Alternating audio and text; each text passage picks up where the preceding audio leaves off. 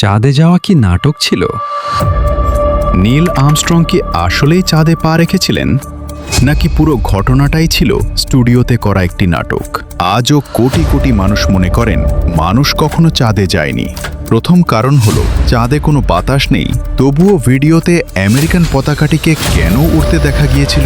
এই একটি প্রশ্নই কয়েক দশক ধরে বিজ্ঞানীদের কাঠগড়ায় দাঁড় করিয়ে রেখেছে।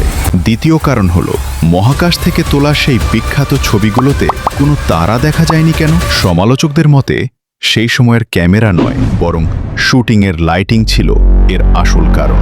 যদিও নাসা এসব যুক্তির কড়া জবাব দিয়েছে এবং আধুনিক টেলিস্কোপে চাঁদে মানুষের পায়ের ছাপও পাওয়া গেছে, তবুও সাধারণ মানুষের মনে সন্দেহ থেকেই গেছে। আপনার কি মনে হয় 1909 সালে মানুষ কি আসলেই ইতিহাস গড়েছিল? কমেন্টে জানান। আর এমন সব অমীমাংসিত রহস্য জানতে টপ রহস্য সাবস্ক্রাইব করুন।